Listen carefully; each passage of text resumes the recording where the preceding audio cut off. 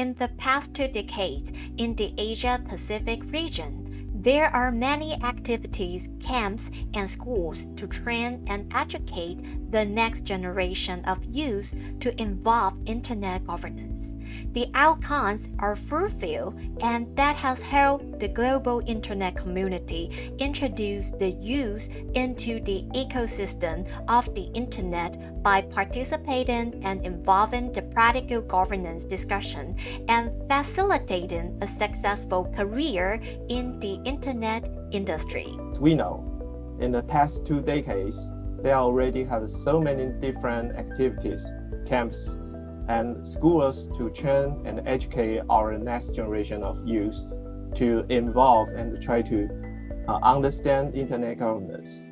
So I think today we can see a significant outcome. Many young participants now engage in the practical governance discussion and related events, and even create their own successful career in the Internet industry. When you look at the Asia-Pacific region itself, we see that our region is very interesting. It is home to over 60% of the world's population. It is extremely diverse, and it contains the largest and some of the smallest countries in the world.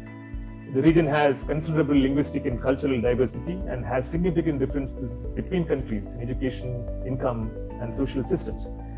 And historically, the role or the representation of the region in global Internet governance processes has been disproportionately low compared to its population. At the same time, we all realize that it's important to bring more newcomers into the pool of Internet governance practitioners.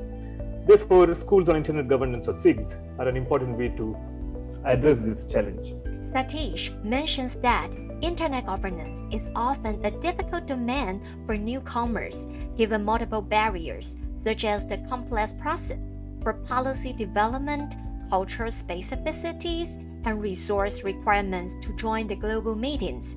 If all these barriers intertwine with some geopolitical issues, could trigger some unexpected situations. Honestly, we have some difficulties and challenges while organizing the first forum in Myanmar because of the restrictions and because of the basic need problem like the frequency power cap and the internet shutdown.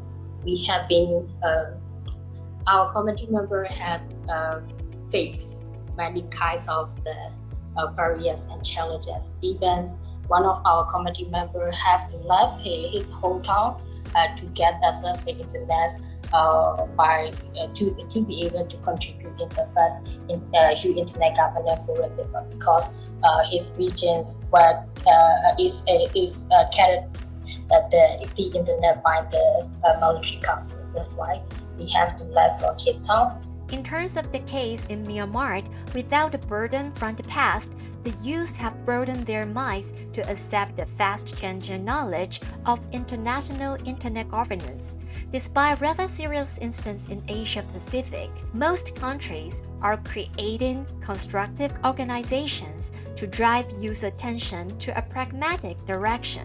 We believe youth engagement in our region is really important and for the Internet governance industry. So let me just briefly tell you about what is NetMission. NetMission is an online academy that brings together youth of a network of dedicated young people from all around Asia Pacific.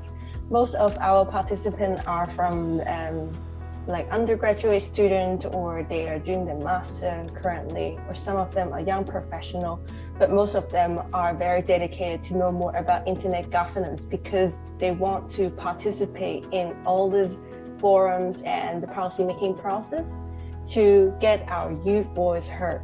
Based on the mandate of IGF, they bring people together from various stakeholder groups as equals. This is like an open platform for young generations to express and change their ideas and own thoughts on Internet governance freely. Regarding what the Internet governance space is like, Sabrina Lin specifically knows the Internet pioneer Steve Cooper's lines. there could be more capacity building on the internet's technical basics. I was quite comforted by his comment because that's what we're actually trying very much to help to do here. And also in friendly, non-technical ways as much as possible, because we understand that people come from so many different backgrounds and so many different kinds of interests, and not everybody has that technical exposure or that kind of understanding. So with the foundation in such basics as these, we also believe that youth and newcomers will be better equipped to explore and go on to also discuss many other issues, at different platforms out there. So not just at ICANN. So now the table here shows 3 of our key capacity building programs. But more than that, it also shows or tries to capture how these programs actually try to spread out the range of opportunity for youths to pick up critical knowledge, skills, but also community exposure and networking across these 3 different programs and in different ways.